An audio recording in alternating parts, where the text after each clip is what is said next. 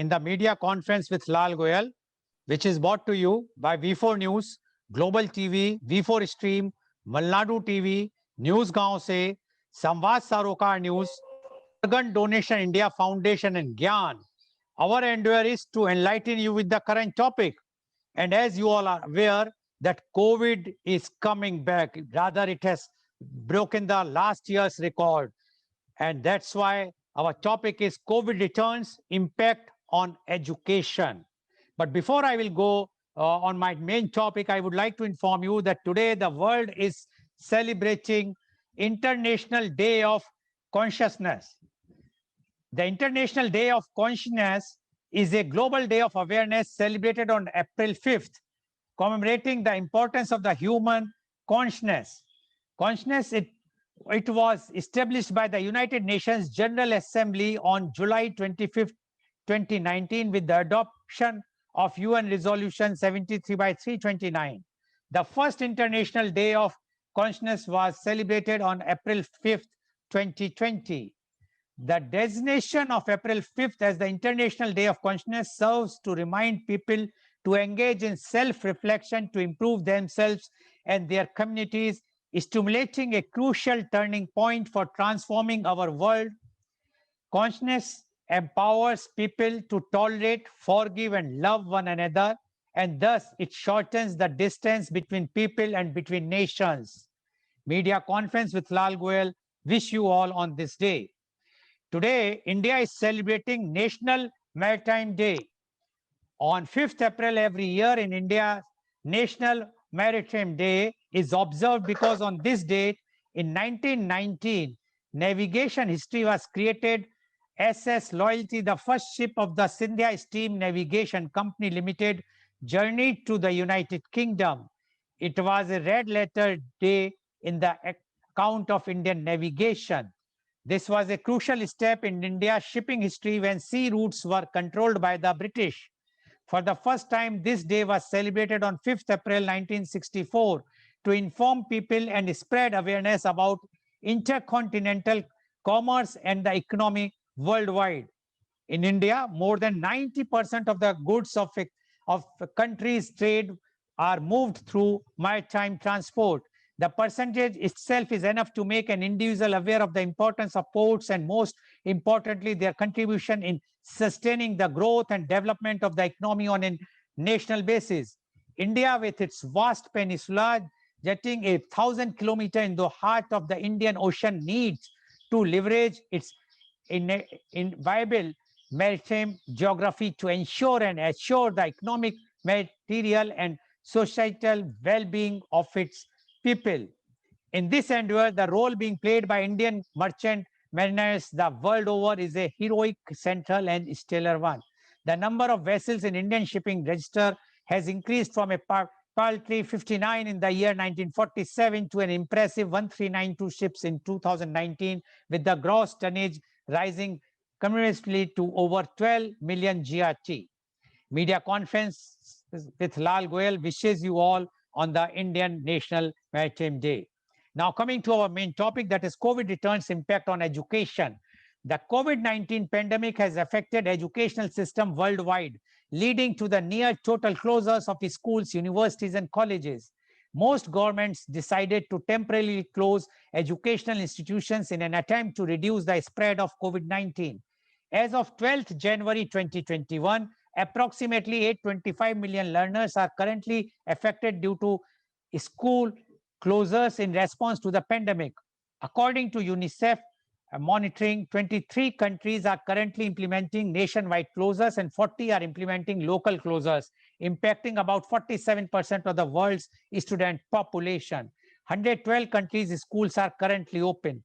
In response to school closures, UNESCO recommended the use of distance learning programs and open educational applications and platforms that schools and teachers can use to reach learners remotely and limit the disruption of education. In India, total number of universities are 993, total higher educational institutions are 51,649, total number of teachers in higher education are 14.1 1.16 lakhs and students are 3.74 crores. The education sectors of India as well as world are badly affected by this, keeping in view a fresh surge in COVID-19 cases, which is being witnessed in some parts of the country. The Ministry of Home Affairs, MHA, extended the guidelines pertaining to coronavirus in the country till 30th April 2021, as well as maintained strict surveillance and caution during this period. Previous outbreak of infectious diseases have prompted widespread school closing around the world with varying level of effectiveness. Mathematical modeling has shown that transmission of an outbreak may be delayed by closing schools. However, effectiveness depends on the context children maintain outside of a school. School closure appear effective in decreasing cases and deaths, particularly when enacted promptly. If school closure occurs late related to an outbreak, they are less effective and may not have any impact at all. Additionally, in some cases, the reopening of schools after a period of closure has resulted in increased infection rates. And as closure tend to occur concurrently with other interventions such as public gathering bans, it can be difficult to measure the specific impact of school closure. During the 1918-1919 influenza pandemic in the United States, school closure and public gathering bans were associated with lower total mortality rate. Cities that implemented such interventions earlier had greater delays in reaching peak mortality rates. Schools closed for a median duration of 4 weeks, according to a study of 43 US cities' response to the Spanish flu. School closures were shown to reduce morbidity from Asian flu by 90% during the 1957-58 outbreak and up to 50% in controlling influenza in US in 2004 to 2008. During the swine flu outbreak in 2009 in the UK, in an article titled Closure of Schools During an Influenza Pandemic, published in the Lancet Infectious Disease, a group of epidemiologists endorsed the closure of schools in order to interrupt the course of the infection, slow further spread, and buy time to research and produce a vaccine.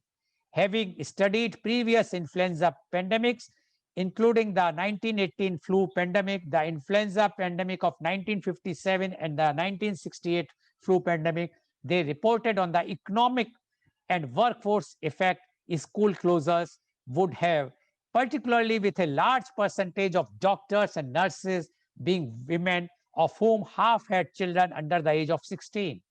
They also looked at the dynamics of the spread of influenza in France during French school holidays and noted that the cases of flu dropped when schools closed and re-emerged when they reopened.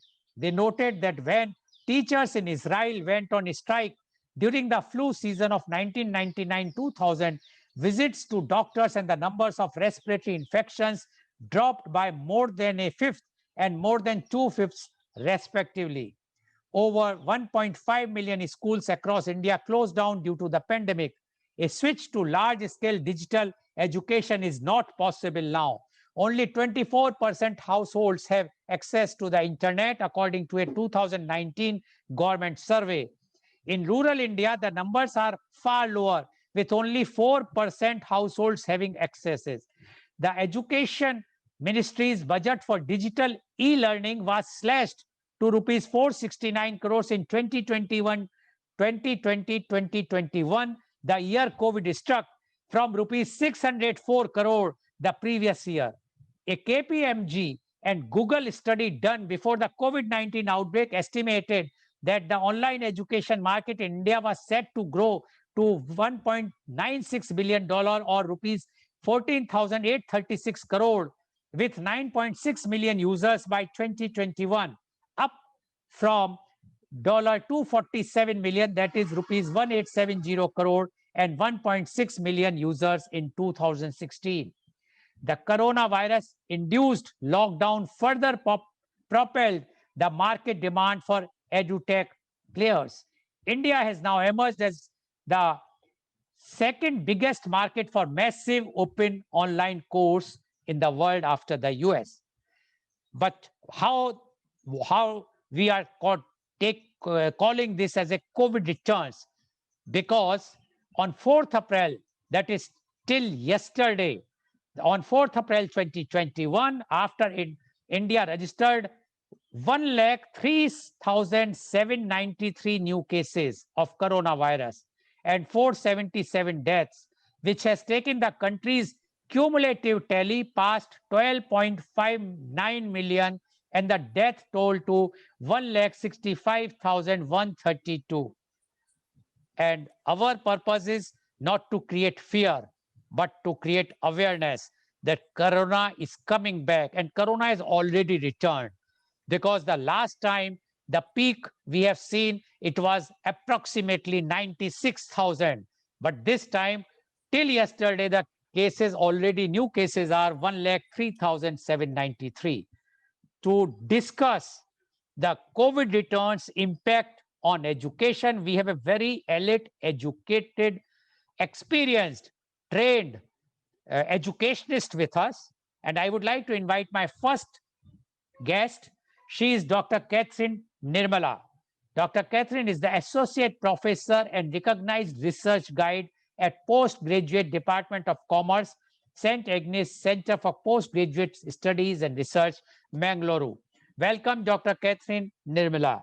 Dr. Catherine Nirmala, you have seen the scenario before pre-COVID, during the COVID, then afterwards, when the unlocked started, when again the college has started with the studies in person. Again, now COVID is returning back in many of the states. Many of the schools and colleges and universities have been closed. Few have not yet closed fully.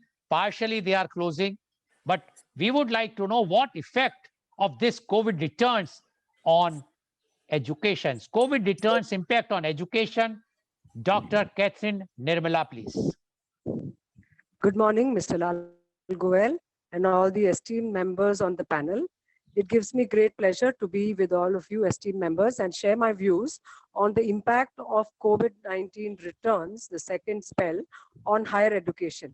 In my perspective, with 30 years of teaching, I sense that online classes have been taken with the onslaught of the major issue to be discussed is a total sense of disconnect that the students are going through. The students are now faced with a peculiar situation, and this situation, if I must say, the radical challenge that the students face is the sense of disconnect with studies and with students, and with apprehension, fear, the college and the country goes in for another lockdown, is that students would totally lose interest in their studies. Now, as a teacher, I have seen that in the past year, our students have faced different challenges due to the online classes. Simply a total lack of interest is one of them. Technology simply fails, and due to non-availability of internet facilities and electricity across all the places, attendance has come to an all-time low. Running videos, audios, and programs on the online mode and integration with the learning management system of the college results in major problems on the virtual platform. What's more, integrity has become a challenge, as we have seen our students playing a multitasking role where they seem to be attending the classes online, but in reality, they are not present physically. So this can be prevented, however, if the students are brought to an understanding that learning is basically in their hands. So maturity is required, creating opportunities so as to engage students meaningfully with the content and holding them responsible for generating evidence that they have mastered what has been done is the need of the hour. Looking at the positives, a few of them, data and new skills have become very, very important in the online mode. Now we are talking about a shift, a total shift, a blended learning. those have become the key words of the era today, where the learners will have to invest individually in their own learning. So the onus is on the students. Now, we as teachers, we have seen that those students opt for higher education and learning, the kind of maturity that they have shown is not it, that certain skills have become permanent currency, and collaborative tools have arisen overnight. Microsoft Teams and Trello and Miro and Asana, Figma, all these, students are exposed to all these things, which will help them when they get into the corporate world. Expanded borders and, are offline, online, on projects, increasing their problem solving, and a lot of data-driven decision making and digitization has taken place. Still, you may call me a little traditional, but this of online platform of teaching has denied the students the physical experience of teaching. So taking our courses entirely online would put the students in a very, very challenging situation. And this would bypass the very purpose of higher education. Thank you, sir. Thank you very much, Dr. Catherine David. And Dr. Catherine has mentioned that how this online education's drawbacks of online education. We can also see even your net is so weak that how the students, if you are teaching and online, how the students can learn because your voice is breaking, how the students will get the real meaning of the education if this is the condition of the infrastructure in India. And what Dr. Catherine has mentioned, that the lack of interest in the students because they are not taking that much interest and they are doing multitasking even when they are studying, and because there is no proper interest in the education, the standard of education and the attendance is going down day by day. And until unless it will not be a physical education, the meaning of education will not be there. So she is very much disappointed, and she says now because COVID is coming back again, it is going to be a disaster as far as the education is concerned. Thank you very much, Dr. Catherine David. Again, I will request you if you can find some good place where your net is working properly. I would like to hear from you in the next round positively. Thank you, Dr. David. Now, I would like to move to my next guest, and he is Dr. Janeshwar Pai Marur. Dr. Pai is MBA, MPhil, PhD. He is a professor at Justice K.S. Hegde Institute of Management, NITTE. He has qualified KSAT management examinations conducted by University of Mysore in 2013. He has over 18 years of industry teaching and research experience. He has worked as lecturer at SDM College of Business Management and Postgraduate Centers for Management Studies and Research, Mangaluru from 2003 to 2006. He has worked with JP Morgan Chase Bank in India and Newark, Delaware, USA corporate office from 2006 to 2012. His teaching and research areas including behavioral and corporate finance, enterprise risk management, and corporate taxation, and has a strong exposure in practical knowledge of various statistical packages such as SPSS, MAT Lab, etc. He has published research papers in national and international journals and also presented research papers in various national and international conferences, seminars, and workshops. He is a life member of Indian Institute of Banking and Finance, IIBF, Mumbai, Management Teachers Consortium Global, MTC Global, Bengaluru, International Association of Academicians and Researchers, INAAR, Pune, Indian Academicians and Researchers Association, IARA, Assam, and Federation of Indian Professional Trainers, FIPT, New Delhi. Welcome, Dr. Janeshwar Pai Marur on our show. Dr. Yes, Pai, you have heard what Dr. Catherine has spoken, and she clearly mentioned that the online education is ruining the education standard in India because of the lack of infrastructure, lack of which includes the broadband, electricity, and even the software and the hardware. Now, we would like to know from you Dr. Janeshwar Pai Marur, the COVID returns impact on education. Dr. Janeshwar Pai Marur, please. Let me unmute myself, sir. Yeah. Good morning. Thank you, Lal Goyal, sir, for giving such a wonderful framework for taking off this particular topic for discussion. Respected Lal Goyal, sir, Chairman, Organ Donation India Foundation, Gyan and Gyan, senior academicians. We have Dr. Catherine, my good friend, and my dear participants. At the outset, I would like to thank Lal Goyal, sir, for inviting me as a guest panelist for this wonderful media conference on a relevant and vital topic, COVID returns impact on education. But my focus throughout my session would be on COVID returns and its impact on fragile higher education per se. I would talk about the higher education. I would like to share, with the permission of Goyal sir, I would like to share a small story. Goyal sir, is that okay before I could talk about the impact? Yeah, please go ahead. I would like to share a small story of Mata Kali. So 8th chapter of Devi Mahatme, Indian mythology, deals with the Rakta Bij. This is something we could replicate for to deal with Corona Sur, which is called as coronavirus. So I'm sure everybody knows about this Rakta Bij. Who's Rakta Bij? Rakta Bij was an Asur, meaning demon or an evil. So if we look deep enough in the history or mythology, we realize demon is not an evil, as the post-Renaissance shallow reinterpretation of many such ancient ideas has turned it into. Now Rakta Bij Asur was bestowed upon with a superpower via a boon. That is, the boon said that wherever any drop of his blood, that is Rakta, dropped on the ground, it turned it into a seed, which is called as Bija, from which new Rakta Bija would form, right? We can relate this particular incident with the new age Asura that we are fighting today in the form of Corona Asura or coronavirus.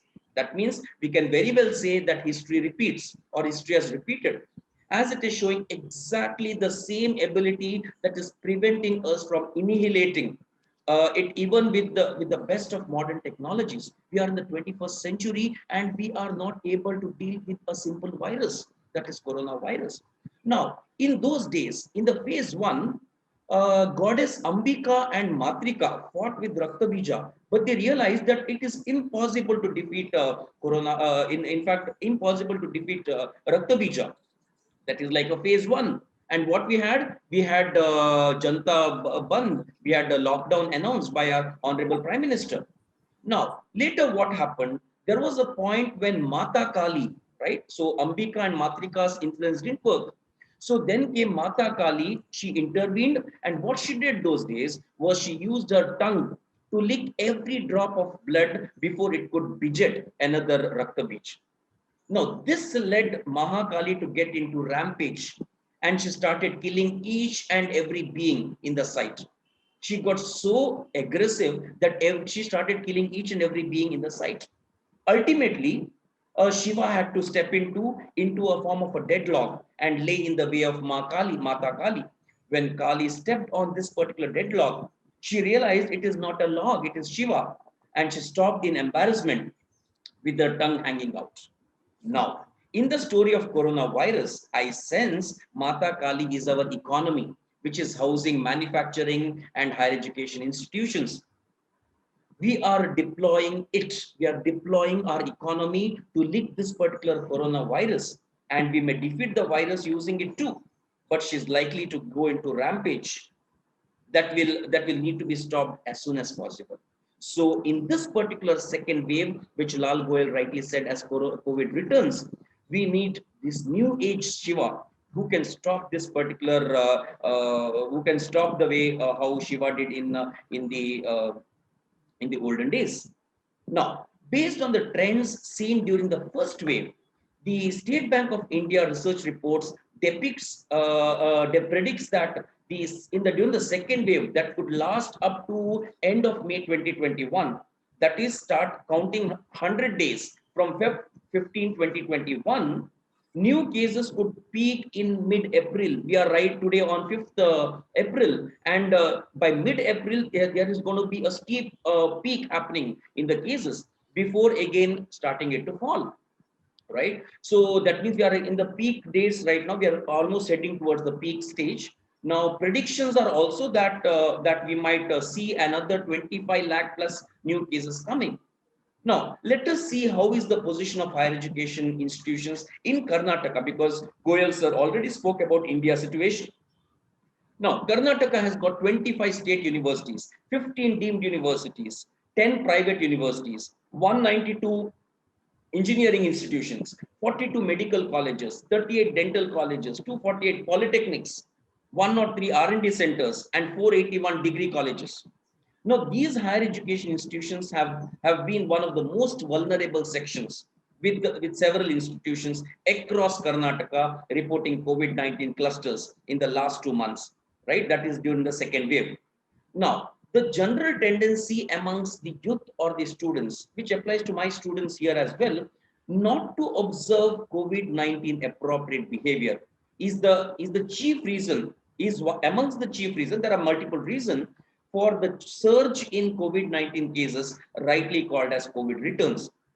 I'm sure, let me know to name Manipal Institute of Technology, MIT, is the latest in the list of colleges hit by the pandemic in the state, right? So if you go back to Bengaluru, we have Sambram Institute of College of Management Studies, Agragami College, Manjushri Nursing College. All these institutions are recognized as clusters, and they have been reported as containment zones as well.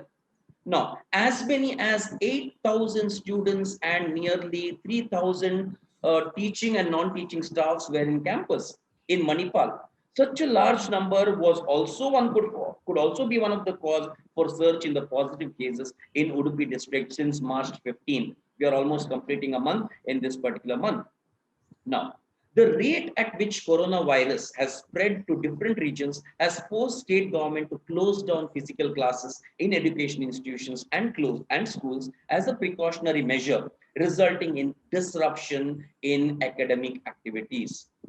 While closing down campuses or moving entirely to remote instructions have been necessary steps in slowing down spread of virus among staffs and students, these shifts have caused massive disruption to students, higher education institutions, operations, and institutional finances. So coming to the point and crux of the argument, the most important impact or immediate challenge during this wave 2 or COVID returns for the higher education institutions involves cash flow crunch. I'm talking from the viewpoint of higher education institutions, that is the cash flow crunch. To ensure continuity in short term, some institutions will likely need to rapidly restructure their operations. This is point number one. The point number two is the uncertainty surrounding 2021 enrollments. It was during this time where our enrollments would start for the next batch. So if students are unable to return to campus by mid 2021, universities and higher education institutions could face unanticipated and historic attrition from students who are either unsatisfied with their distant learning experience or whose ability to afford tuition in the current economic climate will be inhibited. Others may simply decide to stay closer to their homes in uncertain times. Even well-resourced institutions without proper backup from the government, which I call as unaided institutions, will find it hard to forecast enrollments for 21-22 academic year for sure. For education institutions that were already financially distressed or stressed, or operations from operating from a deficit position prior to pandemic in 2020, short-term unanticipated expenses and long-term enrollment declines will likely to threaten their solvency, potentially forcing numerous universities and higher education institutions getting into closures and mergers. This is what I had to say, Shri Guru sir. Thank you so much. Thank you very much, Dr. Pai. And Dr. Pai started with a story about the historical of facts, or religious story, rather, I will say, where he has mentioned that how one devil who was supposed to give with the one drop of his blood can create another devil. And that's why, to stop that devil, the Mata has taken, Durga Mata has taken, the Kali Mata rather, taken the blood, sucked the blood, every drop of blood, so that no new devils can come. But that was affected very badly to her, and she became very aggressive. And there was a log in the form of God Shiva became a Shiva. log, and he lied down on the earth where she stepped on his chest, and then she realized that it's not a log, is Lord Shiv. And at that time, she calmed down. But Dr. Marur, sorry to inform you, there is no Lord Shiva in India today. Rather, we are encouraging to increase the corona by organizing Kumbh Mela, by organizing holies, by organizing all religious as well as political rallies, election rallies, where lakhs and lakhs people are participating. So we are doing what according to the corona devil, we are giving more and more feeder to corona devil to eat more and more human lives in India. So what story you have narrated, it was nice at that time when there was some sensible people were there. But nowadays, with the elections, with the Kumbh Mela, with the holy celebrations, with all the religious celebrations which are now coming, we are encouraging them. So, and we are not bothered about education. As rightly Dr. Maru said, that the condition in Karnataka, especially in higher education, is very badly affected. He mentioned about the Manipal Institute. Yes, there was a media report that 700 students of the campus were affected, students and others, including teachers and whatnot, were affected by COVID. But was it highlighted? No. No national media has highlighted it properly. They are busy to show how our Honorable Prime Minister or Mamta Banerjee or Rahul Gandhi and others are busy in putting allegations on each others. They are not bothered to show that, see, these types of incident can happen anywhere in any of the educational institutions in the India. So when we are not bothered for our children, we are not bothered for the education and COVID-19, which has now come back as COVID returns, will not come back again and again every year and destroy ourselves. So this is a point which is a very burning point today, and it's impacting education. We are not bothered for our education because education has nothing to do with the votes. We are in vote politics. We are only interested where the votes can be taken and come back. So according to Dr. Pai, conditions is bad. Educational institutions are in a very bad shape. If they will not, if strict actions will not be taken or strong measures will not be taken, then it will be a disaster for the education system in India. Thank you very much, Dr. Pai. Definitely in the next round, I am going to ask some tough questions to you. Definitely. Although you being the from the teaching fraternity, you used to ask the students tough questions, but I'm sure I'm going to ask from the student side to you this time. And I want that answers will definitely give a clear picture to our viewers. Thank you very much, Dr. Pai, for giving views. Now I would like to move to my next panelist, and she is Miss Priyanka Sharma. Miss Priyanka Sharma is the PGT and CCA coordinator of Delhi Public School, Chhindwara. She is an education professional with a proven track record in training, focuses on all levels in the organization across education and IT sector. She is a versatile multitasker that consistently exceeds expectations. She is having a strong analytical, problem solving, and organizational abilities, comfortable dealing with all levels of the hierarchy with multi-locational background. She received Outstanding Teachers Award in 2019. After completing her BSc, BEd, Masters in Economics, and Masters in Computer Application, she is currently pursuing Masters in History. She completed CBSE Competency-Based Education Module, completed CBSE Experiential Learning Module, completed CBSE's GA6 Art Integrated Learning. She is also qualified CTET. Welcome, Ms. Priyanka Sharma on our show. Ms. Priyanka Sharma you have heard what our earlier panelist, Dr. Catherine, as well as Dr. Pai has spoken. You are basically, you have taken so many degrees and you are still pursuing for further degrees. And with today's condition, when the COVID is there everywhere, now except those four states and one union territory where the elections are on, or where the Kumbh Mela is on, and where was the Holi was on, everywhere the COVID is there now. In this scenario, how you expect that the education is going to be there? So we would like to know from you the COVID-19 impact on education. Miss Priyanka Sharma, please. A very good morning to Mr. Lal Goyal, and thank you so much for inviting me as a panelist here. And a good morning to panel members here. I'm really very honored to be here to listen to Dr. Catherine and Dr. Marur. I really agree with things that are still going on with what is happening in the education sector, and I will be emphasizing on the corona's impact on the school education, because I'm in DPS Chhindwara school right now. And it has an unprecedented impact on school education. It has affected a large number of children across states. It has impacted class, caste, gender, and the regions as a whole. If we talk about it has led to total closure of schools some places. Pandemic has exacerbated the learning crisis. When we talk about its impact on the human capital, it's really great, generation of learners, and it has likely that it has been long lasting. It is not going to end so soon, as we are seeing the impact right now, as we have already heard by Mr. Lal, that the things are going still on, and the peak, there is a peak in the rise of cases and deaths.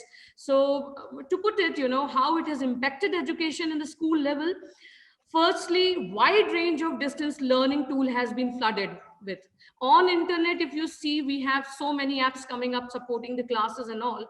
We really miss the face-to-face contact with the students. There is a lot of difference when we teach online and when we teach face-to-face. We can actually see the student and feel. If I talk example, of nursery class kid or class LKG or UKG class 1 and 2, the primary sections and the pre-primary sections, it is so difficult to make, child sit in a class in the first 15 days. What happens when they are online? It is very difficult. The parent has to involve, in the teaching when it is online teaching. There is a drastic change of the role of parents here in education. For decades, the parents have been in the role of mere spectators.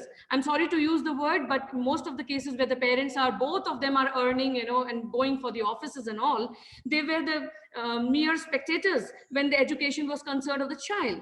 But now the pandemic has forced many parents to take a more active role in the education of their child, whether it is supervising the student when they are online classes, or simply, homeschooling because they cannot afford the online classes. So if I come to the impacts on the education, what I see here is that educational activity is really hampered. Loss of nearly 3 months of full academic year happened last year. Now you can imagine 3 months is a real big time. We cannot recover that in a go. And again, it is continuing. Here in Chhindwara, we had a lockdown of 88 hours. And today itself, the lockdown has been uplifted.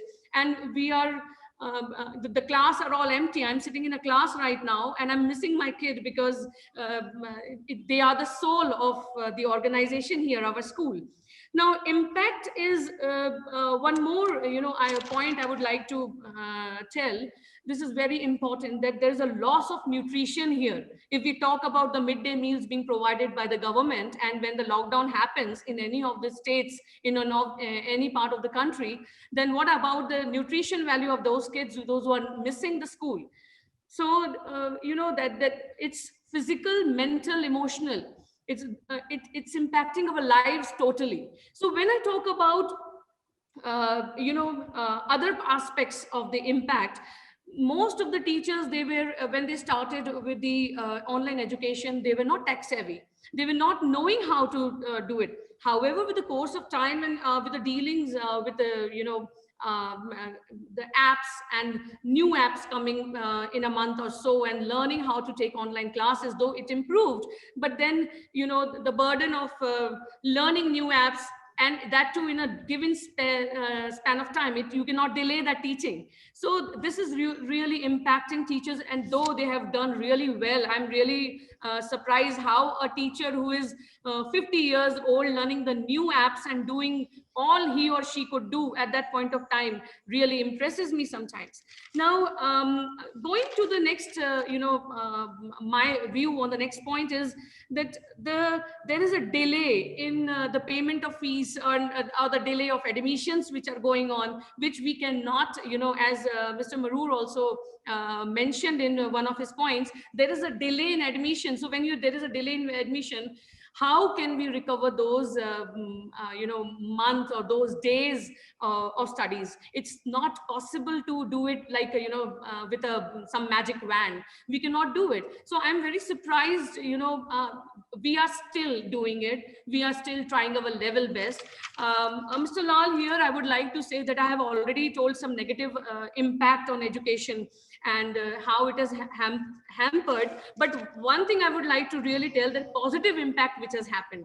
Now, a positive impact, why? Because we people, if we are the survivors, we always look forward in future. And what I feel is Indian education system has really got opportunity for transformation. What was it? It was a traditional system. Now it has the blended the learning, which is like adoption of the new digital technologies. This is something we have to look forward for. There is such a big what do you call it, responsibility on our shoulders as a teacher in schools. When we see the kids, we cannot see by face whether he or she has understood the topic or not. Then we have some test, online test going on. We ask for the submission of the answer sheets and all. What we find here is that we are missing the emotional bondation with the kids. Here in the Indian education system, when we see now, at least this platform has been introduced. Now with traditional and with online systems, I hope that we'll get us some better solutions in future. It has encouraged all the teachers and students to be tech savvy now. Even a kid of class 1 can switch on the class mobile, sit there, make himself or herself ready. This is amazing. A span of concentration for a student is not more than 40 minutes, it's said. But then when we talk about the small kids, it's a little lesser. So, but then they are started sitting, they have started learning. So I'm looking at the positive aspects as well. Though we know what we are going through, we are going in and out every day. I will, take one point here, the emotional aspect. Few of our students lost their family members, fathers, in fact, in this COVID. It was so disheartening. We cannot tell you we cannot go and meet the child. Generally, we do that. We are not able to meet the child. It's such a terrible time. It's such a turmoil in our hearts that we should really get over with it as soon as possible. But still, I'm talking about some positive impacts, because I look forward that we teachers, we all the academicians and the educationists can give the best possible. Now, there is also, improvement in collaborative work. New opportunities are there. Teachers are joining or collaborating with faculties across the world. We are having webinars, seminars, and so many things we are attending. We are learning a lot.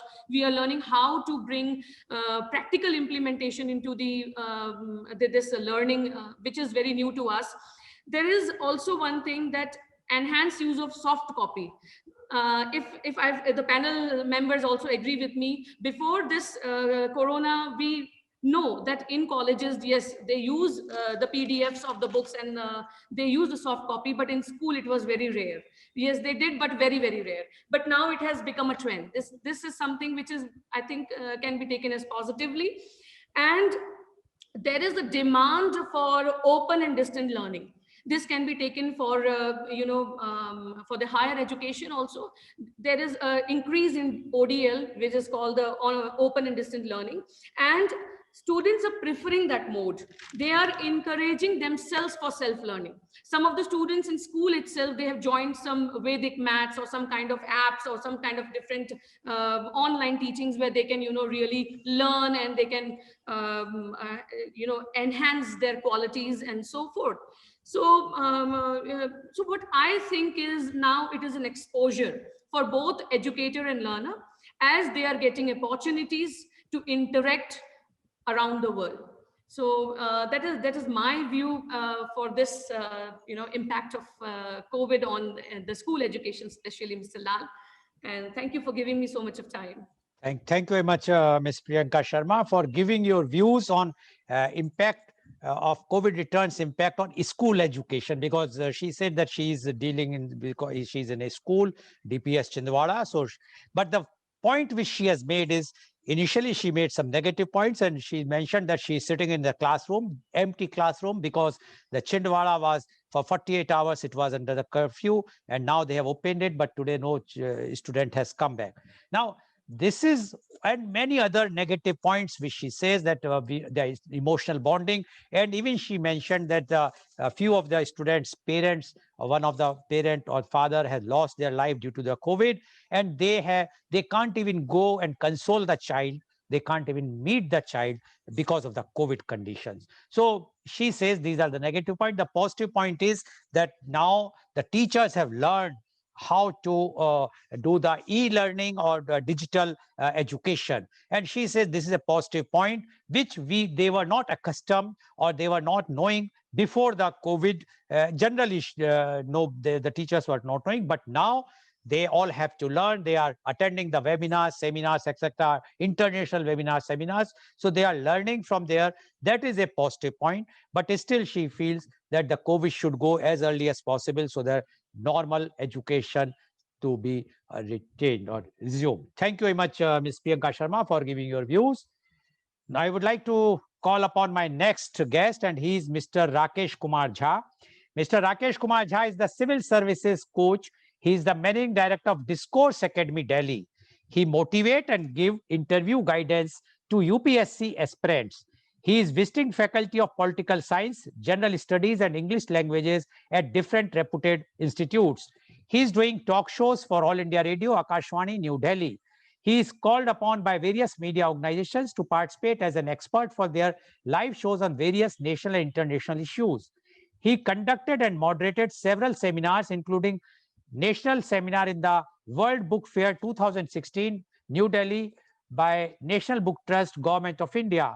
He has published several books and written articles in reputed publications. He is co-author of India-Mauritius Bilateral Relationship Recent Initiative. Welcome, Mr. Rakesh Kumar Jha on our show. Mr. Rakesh Kumar Jha, you have heard our two panelists, Dr. Catherine as well as Dr. Marur, who gave the idea about the impact of education on higher studies, impact on higher education. The Miss Priyanka Sharma gave the COVID returns impact on school education. Now you are running an academy. You are basically giving guidance, interview guidance to the UPSC aspirants. So you have a third sets of things. We have heard about the higher education. We have heard the school education. Now we would like to hear from you, from your point of view, from the academy side also, as well as on the education. So COVID returns impact on education. Mr. Rakesh Kumar Jha, please. Yeah, good morning, Mr. Lal Goyalji and other co-panelists. It's I am very much privileged to speak with all time. And this time COVID returns, definitely the Delhi is badly impacted, and a lot of the students have just fled to their villages and town and downtown to the other parts of the countries. Because I can assure you that a lot of the students who had migrated from different parts of the country, particularly the North India, I can say that they had come and they studied. A lot of things had happened over a period. But this COVID has really gives very bad impacts for the alternative learning. What we call that the private institutions are the backbone of the learning system, because when they pass out from school, college, and universities, they come to our institutions for their own careers, for their own kinds of things, and especially as I can just assure you that most of the students who are the very talented person, as it is said, the UPSC students are the very hardworking persons, talented persons, the students, youth. So they are coming from different parts of the country. I really see that a lot of negative things are happening. The students are totally frustrated with their all kinds of things. They cannot stay in Delhi. They have gone back to their hometowns. And not only this, technology is not also that kind of supportive in a sense, because once I am interacting with you, okay, it is okay. But when it comes for the transformation of knowledge, sharing the things on the blackboard, now it is whiteboard, definitely the digital board has come out. But that really what I want to share with a lot of examples. Suppose I want to elaborate the Panchayati Raj in India. How can I elaborate to the students, or I want to elaborate the environmental challenges? I mean to say, most of the teachers who are the old age people, and they are really facing a lot of problems, because they have to like a mechanical kinds of thing. They are not equipped with the camera facing kinds of thing. And I am assured that a time will come when all these things will come out, but definitely this 1 2 3 years, maybe 4 years, it will have a great impact. As far as online this teaching is concerned, it is okay that online teaching we can do a lot of things. Now UPSC has given the result of mains examination after 5th April. We are going to conduct a mock interview test, but it is not going to that much of intensity or a kinds of the forceful kinds of things with the students and the candidates. Previously, we had a lot of panelists along with us, like 4 5, and we had provided the mock interview kinds of thing, and then we had to know that what exactly lacking behind. Right now, just we are interacting individuals, the students, giving guidance, but it is not up to the mark. So that is a really challenge for all the academicians, and particularly the private institutions. The one sad part is also there at some participants have already said that the most of the institutions which are not up to the mark in the economic sense, they are really facing a lot of problems, financial problems. They have shut down their institutions because of the rent accommodation. Some branded institutions are there, they have millions rupees in their account they can spend, or they have their own rented house, or they have on their buildings. But what else? I can give Mr. Lal a lot of data from school or college or even private institutions, the coaching institutions, which can share with you that the most of the teachers, even the faculties, have been gone to their native places just to survive. Not only the teachers, even the journalists of the leading media houses, when they lost their jobs, they just left the Delhi. So this is the real picture of Delhi. And most of the intellectuals people are really facing a lot of problems, because they cannot go for alternative kinds of things like the daily wage people and daily workers. So this is the real challenge before the society and the government. The third thing that I want to mention, that the government should take the proactive initiative rather taking this all kinds of other parts of the things, that at least the government should give, like at Panchayati Raj system, or even at the institutions or the school or colleges, any premises you can take, and you can give the alternative learning system, because ultimately they have to acquaint to it. They have to go with the syllabus parts of the different curriculum of the examination, so they can go for online examination. On offline examination, they have to maintain the protocol, but government is not listening on that one because of the different regions. But I can say you that if any organization, even the NGOs or any kinds of things will be doing that, that will be great for the society. And fourth point that I want to make, that all the teachers also can do some better kinds of things in the neighboring areas and all. So these are the few things that if the collectively or simultaneously we are doing, then definitely the situation will be changed. As far as the challenges are concerned, I am not going to discuss the challenges, because lots of challenges, the health issues, medical issues, COVID returns, and the historical things are there. A lot of things are there, but I always focus on what the solution. The solution is three solutions. First of all, as we all of us know that this is the great challenge before the humanity, so we have to maintain all kinds of protocol of the protocol, this coronavirus. Second thing, as much as we can do as an individual or an organization, we can do our best as all of the participants have suggested us. The third thing, the government should also do at the very best level at different strata of the society. As you have already mentioned that the rural area is having less than 24% or 4% net, I mean to say. So these all things should taken care of these things, and definitely this crisis will be lessened, and definitely some sort of solution will be coming up. So these are my suggestions and all kinds of the solutions before us. And not only this, the students are really fed up with the online kinds of, because of most of the time they have net problems, most of them they have lot of kinds of things. So definitely these are the things the government should have. I am having one example, that like cinema halls, because cinema halls in Mukherjee Nagar in Delhi, what is the impact of education? The Batra Cinema Hall had become, the center of education. The same thing I mean to say, that there are a lot of places where government can put a lot of, TV screens where the students, particularly in the rural areas, they can enjoy the study with the different kinds of experts. So this is the things. And besides, definitely this is the challenge before all of us, as you have mentioned everything in the introduction. So I can assure you that sooner or later everything will be all right, sir. Yes, sir. Thank you very much, Mr. Rakesh Kumar Jha, for giving your views. And he also said the picture is very gloomy. Many of the teachers have already left because he is from Delhi right now. He's based in Delhi, although he's originally from Bihar. And he says that the many teachers have left for the native place to survive, because the colleges are academies, colleges and universities are closed, so they have to get the salary. They are not getting the full salary, or even not getting any salary, so they have left for the native places, and condition is deteriorating every day. But he says the positive aspect can be that challenges are there, but we have to face. And he has given an example that if the picture halls can be converted in an education hub where the big screens can be used for teaching those students who cannot afford this type of internet or devices. But again, the same question will come about the social distancing, which we will be definitely taking in our next round. Thank you very much, Mr. Rakesh Kumar Jha, for giving your views.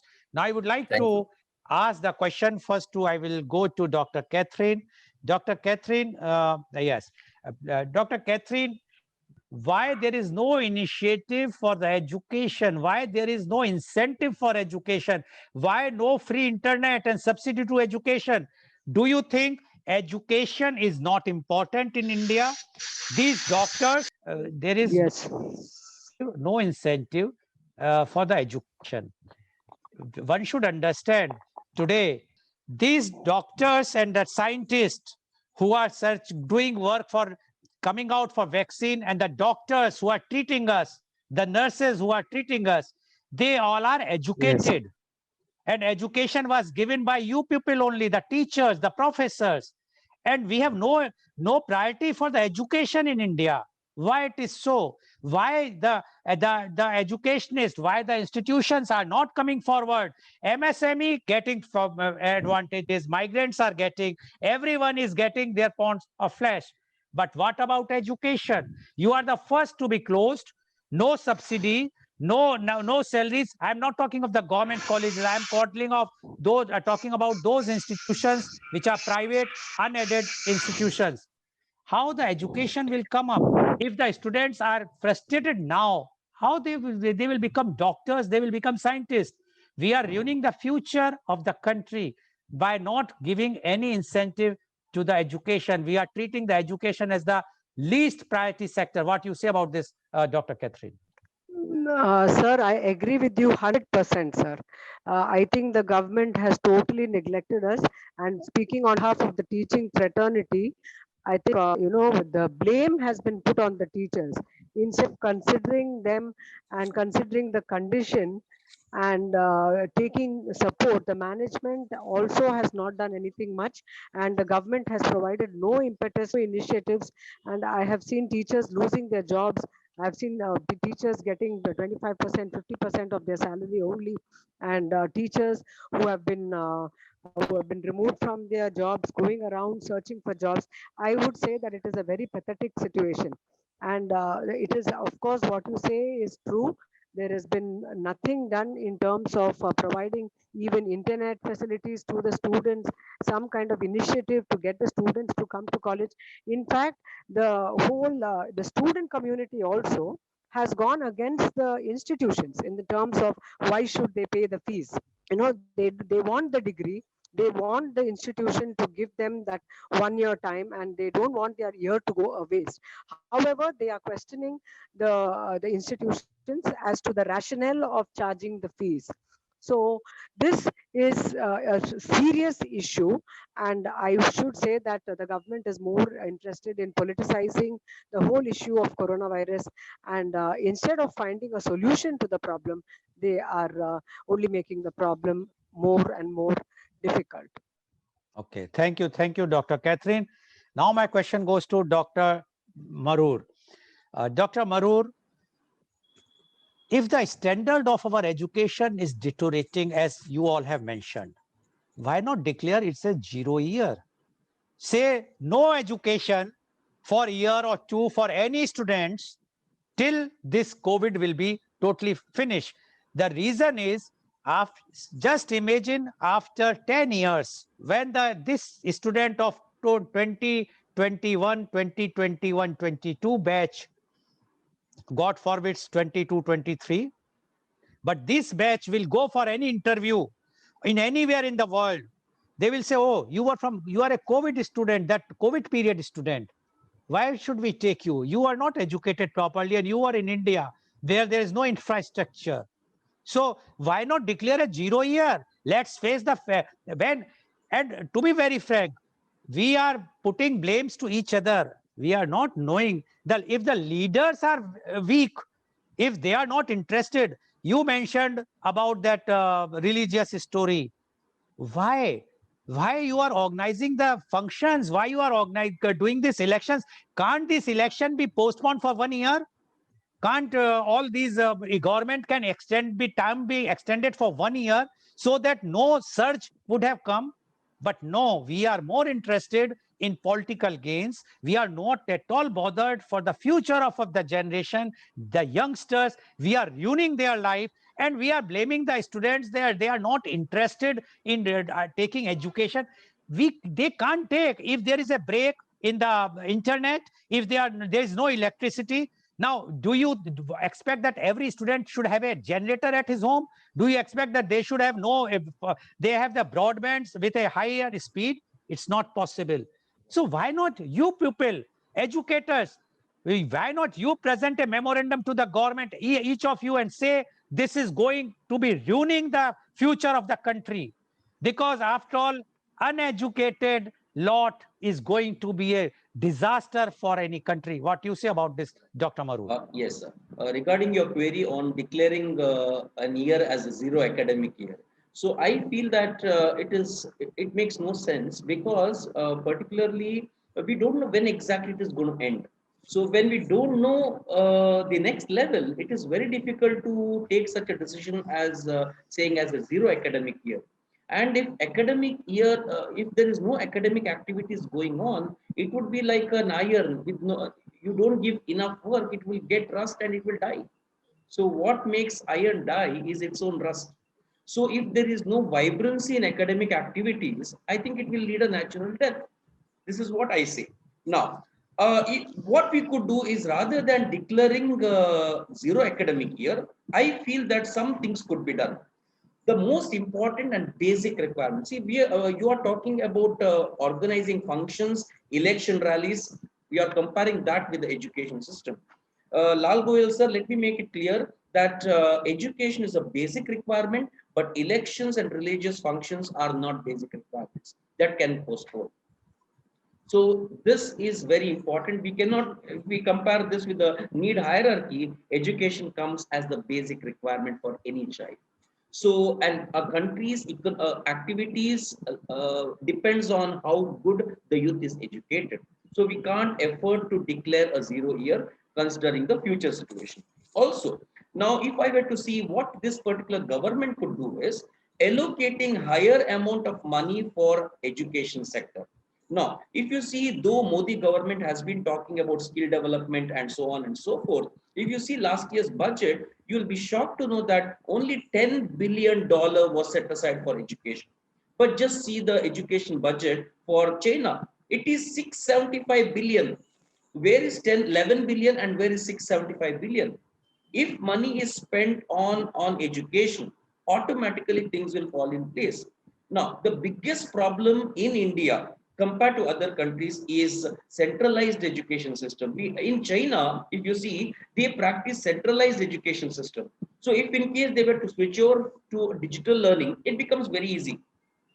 But we can't do that in India right now. See, it is all about budget allocations. We have low income categories of students.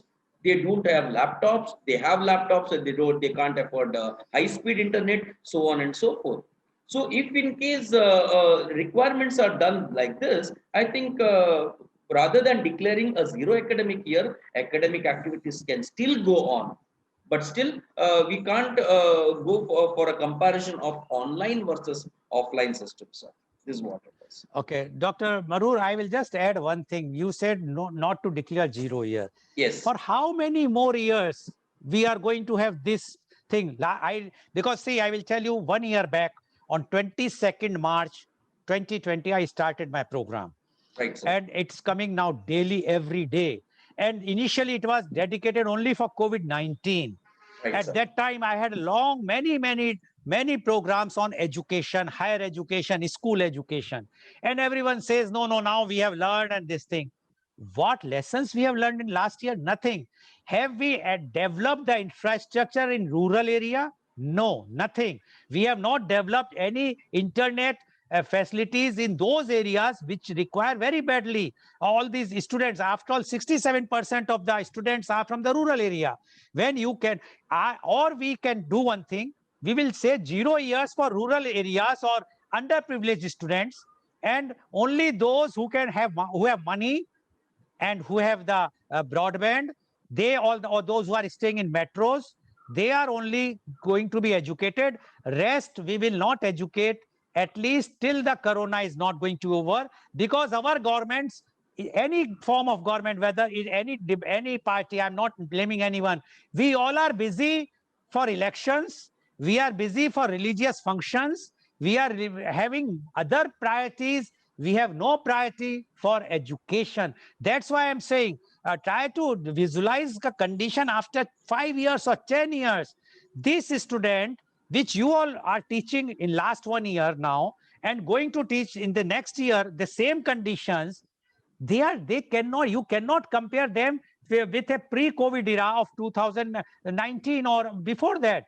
The standard of the teaching, and then these students will have a complex in the lifelong time, because their employability will go down.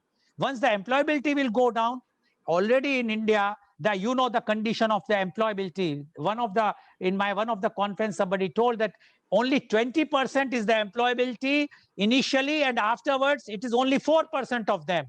Now, when this is the situation, what is going to happen to the future of the students? After all, their parents hard-earned money they are paying, how they are getting in this pandemic time.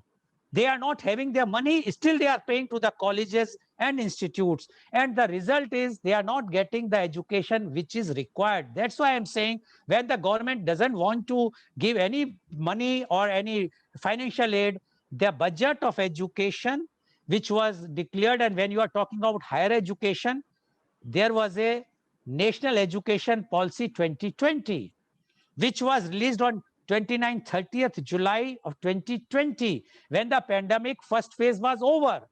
At that time, the allocation was supposed to be 6% of the budget, GDP. And how much you got in this budget? 2.3%. Why the educationists are mum? Right. They have either educationists have nothing to say. They are not bothered. They are only bothered for their. I'm talking of educationists, means including teachers, including institutions, including institutions owners. Why they have not protested that when you have promised in 2020 national this thing, and when the pandemic was already on, when you have know the budget, why you have come out with the National Education Policy 2020 with a 6% of GDP. Now in the budget of 2021, you have mentioned only 2.3%. It is betrayal. But when you are not interested and then you blame the students, you blame the others, I don't think the parents, how come parent pay the money? Think of a person, a labor class, even a middle class condition is bad. Anyway, thank you very much, Dr. Marur. And now my question goes to Ms. Priyanka Sharma. Ms. Priyanka Sharma, what is the psychological and social impact on younger kids? As you have mentioned, bigger those students who are in higher education, they understand, they know what is, but think of a child of 3, 4, 5 years, 6 years, even 10 years. What impact? They are afraid. I know there are reports are coming. The psychiatrists are telling they are afraid even to go outside their house now. How they will come back to school, and what can school do to help them to cope up with this new reality? Ms. Priyanka Sharma, please. A very good question at this point of time, where we are really trying to cope up with the physical and the mental issues which are there as an impact to the students. Now, one thing which we have come across is obesity. The students have really increased on weight because they are sitting and eating and they are not going outside the house. This is one physical aspect which we are seeing. Second thing which we saw was the rise in case of depression, or rise in case of sometimes in houses child abuse is there. There are so many cases which are coming in, and we are reading and we are listening now and then. What exactly we feel here is that the impact is really higher. If you, as you asked in the student when coming into school, how they will behave. Now to tell you, just give an example from our side, we have started as DPS Chhindwara, we have started with co-curricular activities, that is online activities. Now I am conducting, as you know, I'm a coordinator for co-curricular activities. What I do, I am trying to do is to bring interest in a child of class 1, class nursery. So we are conducting fancy dress competition, though I know it is so difficult sometimes for the parents as well, but then we are trying to bring that liveliness, we're trying to bring it, the togetherness feeling in that particular activity. Secondly, what we are trying to do is the teacher who is taking a class is always there, switched on with the video and interacting with the child and talking to the parent. In the initial classes, the parent is sitting with the child so that the child understands this is nothing, very difficult. It's this is your teacher. So introductory is very difficult. And I do agree, the impact is so much that the child is not willing. Some of the students, those who are not, willing to study, they have given up studies. They don't want to study. They're just, feeling and wishing that they should go for some general promotion. Like, the board exam have been delayed, and this board exam delays and all that delays every process, the process of college admissions, process of going outside. The students, one of our students went to King's College last year, and he was supposed to go in to 2019. He was delayed the admission by 1 year. Just imagine that brilliant student lost whole 1 year, and we do understand what is going on, but we have to console, because it was no flight was there, and nobody was expecting it to open sooner. Now, secondly, what we are trying to do in here as an educationist, like I told you that we 3 or 4 students lost their father during the COVID time. It's such a sad thing, but all the teachers are calling and talking to the student now and then. Not that we called once. We are trying and trying to connect to the students psychologically. This is done by the head of our team also, principal sir. So what we are doing, that we are not giving up on our child. We are not supposed to give up on our small kids, because they are a future. Yes, it is a time when we are facing so much of psychological pressure. They are not ready to write. Dr. Lal, the biggest issue which we are going to face in the coming session when they join us is a child of class 1 and class 2 or 3 will not be ready to write in the copy. They will not be ready to give the exam, because now they are habituated in 1 year to click and answer. So this is something which we are facing, such a broader aspect of dilemmas which we are going to face. When it happens in the class, the teachers have to really be geared up.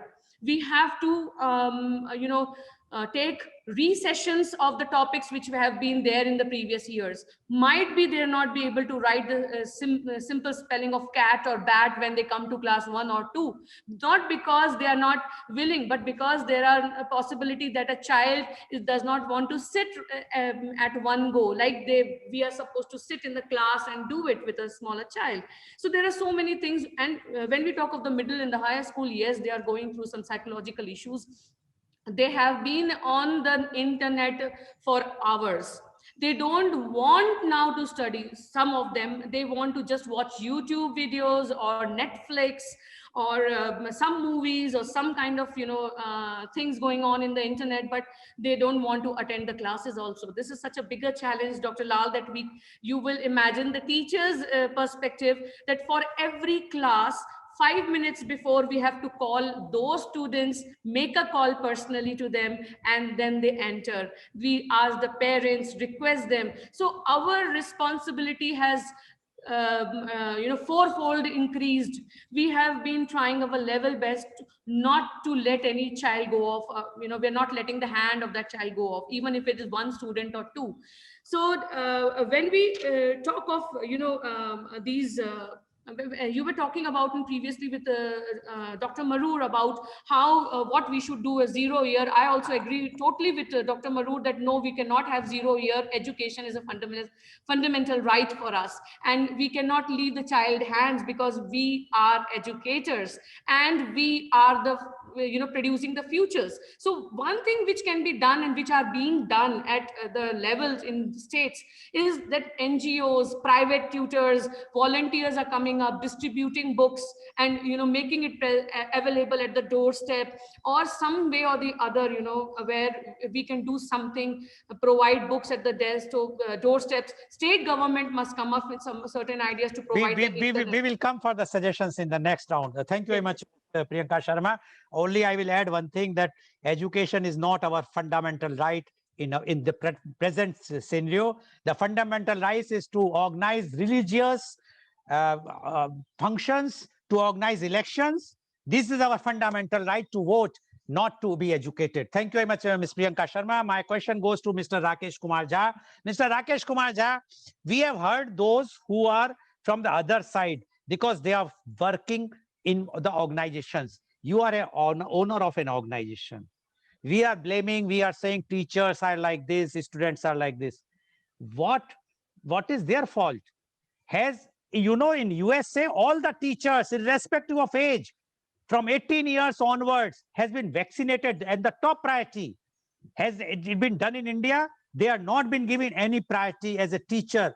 Teacher is working, as Ms. Priyanka Sharma has mentioned, that they have to work far more what they were working earlier. And in the response, what they are getting? Salary cut, no salary. They are getting abuses from the parents, because earlier the parents were not sitting in the online classes. They are not coming in the classes, but now they are sitting and they are watching. They are assessing the teacher. They are not knowing the teacher is teaching something for which they are trained. And what incentives the government is giving? All the owners, I'm talking of the private institutions, are crying nowadays. And just to say that they are very rich people, this is no way to say they are. So it means all the corporate houses which are rich, they should suffer. No, it's not like that. They are not suffering. We all know that the wealth of our top corporates are increasing day by day, even during the pandemic. But what is the condition of education? What is the condition of teachers? Teachers are such, they are not coming under migrants category. They cannot beg the money. They cannot ask any money from anyone to help, because they have a respect in the society. The families, the parents, they have a respect. If they will say, we want 1,000 rupees as a loan, what impression will go? One can understand. We have a noble profession. We used to have two noble professions. One was teacher and one was the medical. But we have ruined these noble professions. Don't you think the government should come out in a very big way? Like in UK, it's under lockdown, 100% lockdown from December. It's already now 4th month. But they are paying 80% of the salaries Government is paying to all the private institutions which are under lockdown, where they cannot work, to all those. Okay, teachers are working as online, they are earning so that they can be paid where they can work. But there are many teachers, where there are many administrative staff, where there are so many peons and other staff, low staff. They are not, how they are going to get the salary but UK is paying. When they can pay, why we cannot pay in India? My question, Mr. Rakesh Kumar Jha, because you are very politically activist. That's why I'm asking you this question. You know, Mr. Goyal Sahab, you have rightly said a good question to me, and I was really thinking to talk about these things, because you know that as India caters maximum number of youth in this world, and as we all are from the school, college, coaching, every people are educating to the budding youth of this country. That is a real good thing for all these people across the country who are doing. But what I can see, that there are two solutions. The first solution, as you have discussed all the problems with the teachers and even the doctors or even the lawyers, they are facing a lot of problems. I know personally, some of them exactly, some of the teachers are asking 2,000 rupees, that do you have 2,000 rupees or 1,000? It is really a setback to the whole humanity across the country. I mean to say that why government, because we all up together, we can make an organization, because the political things can go with only with the pressure groups. When you look at the political science, I am a political science student as well. Without the pressure group, nothing can happen in this country, because why government is thinking about the daily wage people or other kinds of people or the kinds of functions, the political election, because of the number game. The head counts are there. What J.S. Mill had written in his book on liberty, that the heads are matter lot than an intellectual. Because suppose if all together we can make a difference, that we have 10 people, 20 people, 50 or 60 or 100, but they have a number of games, so they are going, you know, the subsidies are there, a lot of things are happening with the things. Because but as a student or as a teacher, I can say that we should have across the country a pan-India group, so that we can put up the pressure before the government, that no, you have to this thing also, you have to think us about also, because we are also the people who are doing the service to the nation. Why to talk about, you know, that most of the people or most of the governments are only talking about, you know, the lower state of the people. Yes, that is okay, but what us, that how we can survive, what the teachers, how the teachers will, how they can survive on this earth because of the COVID crisis and all. So I can assure you that definitely we can make a pressure group, so that the government would come to know, and definitely, you know, the rich people are going day by day. One more problem I am sharing with you, that even in the education industry, that a lot of people behind the curtain have invested the money, because for what? Because of, you know, easy making money and online promotions, everything. I can give you the data that a lot of people are investing the money from the back door, because education is a very novel cause, even in the coaching industries or in other industries. So the real talented teachers are really frustrated, because once they upload their videos, the people are not knowing. Once you search the name, you cannot get the name because of the promotions and all. So even in this industry on online things, the talented teachers or the people are really frustrated. Without the marketing, you cannot survive in this economy. So the marketing strategy is one of the, like the, I should not take the name, because names are in my throat. No. I will also say not to say name. Yeah, You have made your because point. most of the teachers or most of the branded people are doing in school education, and now they are training with the help of branded people. They are training civil services. Yes, we understand, Mr. Jha. I have to cut short you, but I will only tell you this is a very small class of teachers which you are talking. We are talking in a national pan in India condition, and pan India conditions, the teachers are in a very bad shape. Everybody knows. You know, there used to be a very popular saying, गुरु गोविंद दो खड़े काके लागू पाओ, बलिहारी गुरु आपने गोविंदियो बताए. I think now it is changed. गुरु नेता दो खड़े काके लागू पाओ, बलिहारी नेता आपके गोविंदियो बताए. Now my last round, only 30 seconds to you, Dr. Catherine. Any suggestion to the government, Dr. Catherine? If the government can provide provide some incentive to teachers or some salvage plan for teachers. Instead of asking the parents not to pay the fees, the government can at least support yeah, I know that the parents are in a situation, but Okay. some option should be made so that the management will be able Okay. to sustain Oh. and run in the long run. Okay, thank you very much, Dr. Catherine, and hope next time when you join, please have your net proper, how the students will suffer because of the net problems. Dr. Marur, your Yes, sir. suggestion to the government, 30 Yes, sir. seconds, 30 See, seconds. one, increasing the speed of vaccination and keeping a huge amount of money set aside for education, where I compared previously India versus China, Okay. and IT infrastructure, Okay, wherein no student get deprived, is the only way to win battle Okay. against COVID pandemic. This is Okay, what I thank you, Ms. Priyanka Sharma. Please unmute. Your suggestion to government. My suggestion to government is please look into the availability of internet. We should really now give an infrastructure for the students, whether they are at the remote area or wherever. Some internet rebate must be given to all the students, because Okay. we cannot now. Okay, thank you. Your point is made. Mr. Jha, 20 seconds rather to you. My suggestion is very simple, that be honest. The government should be honest to every head and every count, and focus to the intellectual communities, the youth community, so the India would be developed. Okay, thank you very much. So today you have seen how the COVID returns impact on education. We have different panelists from the higher education, school education, as well as from the private institutes, and they all have given that no incentives, no attention, proper attention is for the education. And if this will be the condition, what is going to happen to the students and the petty conditions of the teachers? One has to understand, after all, they all have made us what we are today because of the teachers, because of the educationists. If they are in petty condition, what we are going to do, in which direction our society is heading? Elections can wait, religious ceremonies can wait, but education should not wait.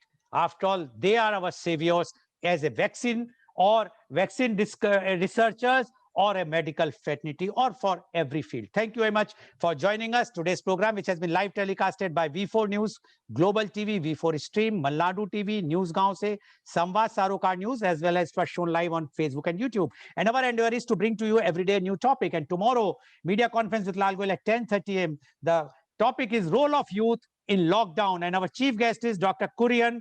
He's Principal, Alvas College, Moorbidri, along with 6 youth guests, who we will be talking and discussing the role of youth in lockdown. Please join in tomorrow. Thank you very much, Dr. Catherine. Thank you very much, Dr. Janeshwar Pai Marur. Thank you very much, Ms. Priyanka Sharma. And thank you very much, Mr. Rakesh Kumar Jha, for joining us and enlightening us. And thank you all the viewers for watching our show. Thank you very much. Thank you for inviting, sir. Thank you. you.